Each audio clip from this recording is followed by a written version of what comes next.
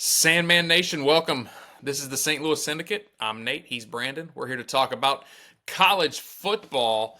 Man, week 3 of our bracket, Brandon. There's some craziness happening every time.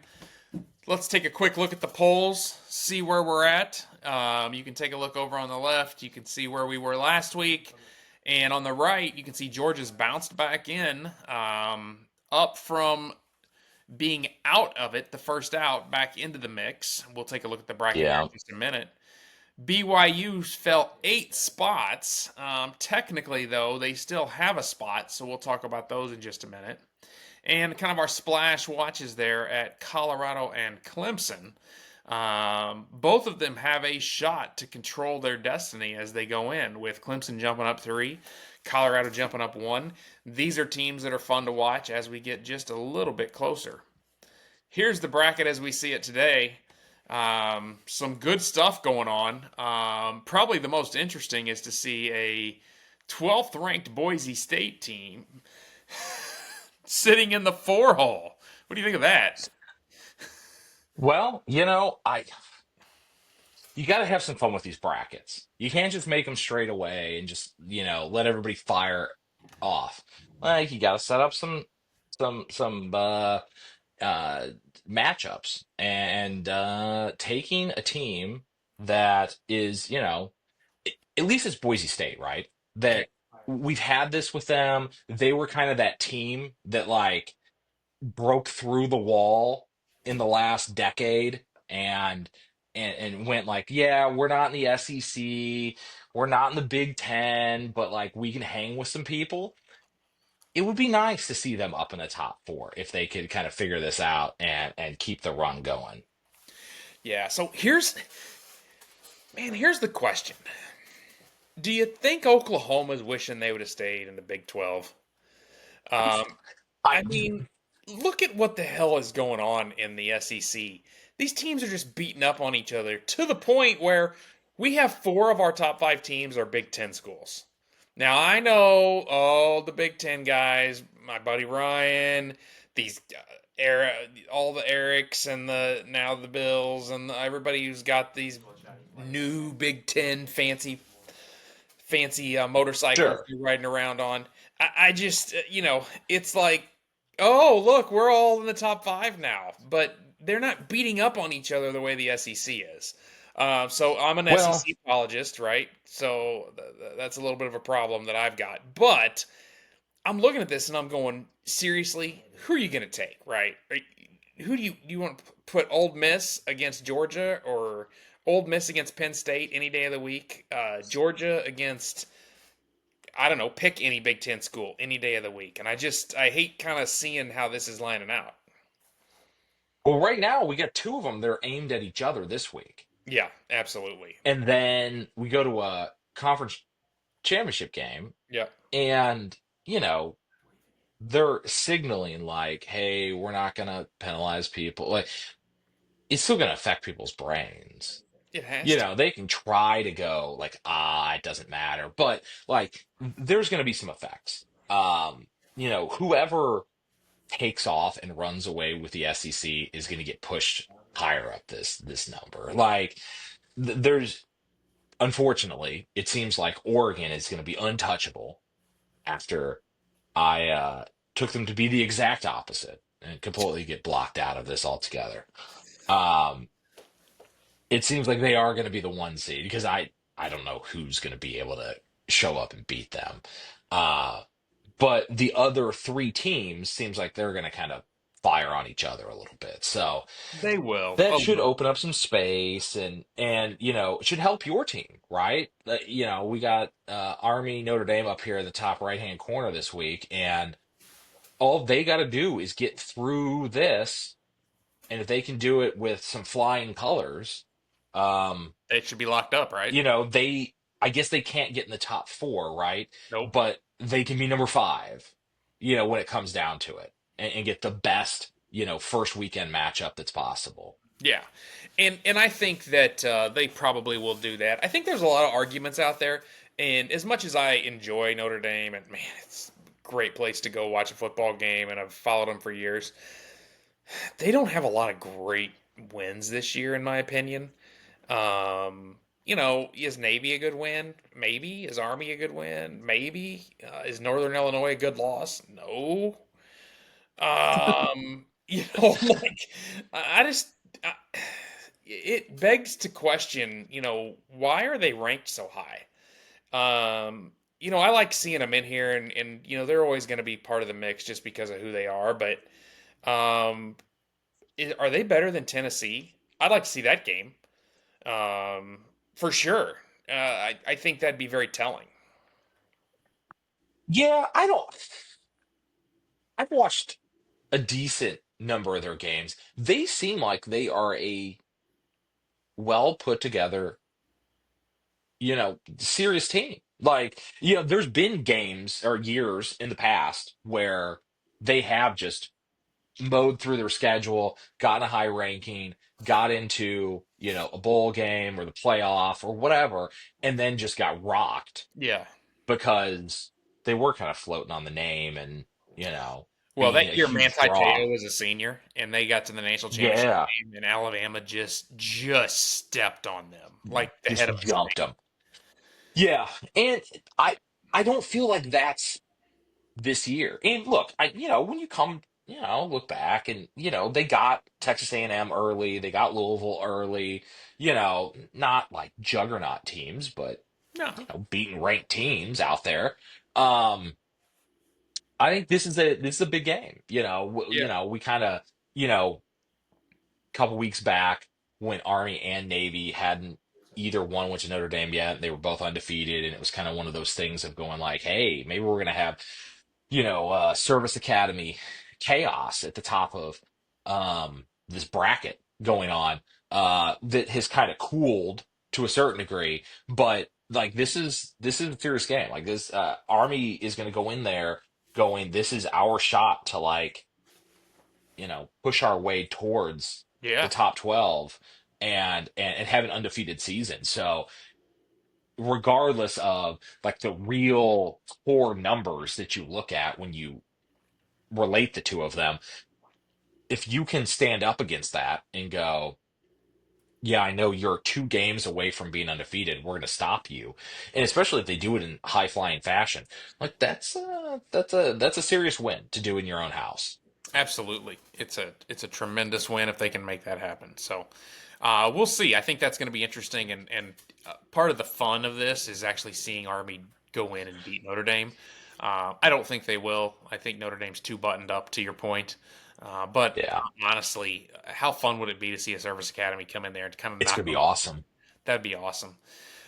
Yeah, I don't I don't really have. I'd love to say the game of the week is Indiana Ohio State, and it really is. We could talk about this and digest it all you want. Um, for me, this is more of a betting game. I'm taking Indiana no matter what at 13 and a half, whether they win or lose. I don't see Ohio State trouncing this team at all because their coach, the team has taken on their coach's identity, similar to how Colorado's taken on Dion's identity, and they just are going to compete their asses off. So, from a betting perspective, I love the 13 and a half points. Ohio State will probably win this because they're just the blue blood. I'm rooting for the upset. I'm rooting to see Ohio State knocked out, um, but I'll take the points.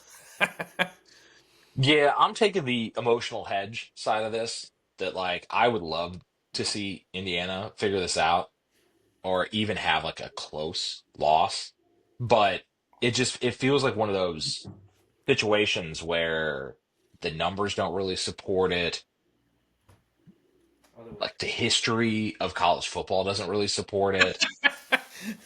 And if I get on the right side of the 14, I just go, I guess I'm going to lay it because I'm Yeah, going to be rooting for Indiana. yeah, So I'll take the other side since yeah. everything else supports it. So that's where I'm going to land on that one. Man, man, oh man. So Colorado, Kansas. This is an interesting one. Kansas is just been a thorn in your side and apparently a thorn in BYU's side this year, with BYU taking the loss. I mean, in just terrible fashion. It really dropped BYU. They fell out of the top 12, but because of the way the conference alignments sit, they still technically are in that 12 seed in the bracket. Um, Colorado has a lot to say about that, and they have Kansas in Kansas this week.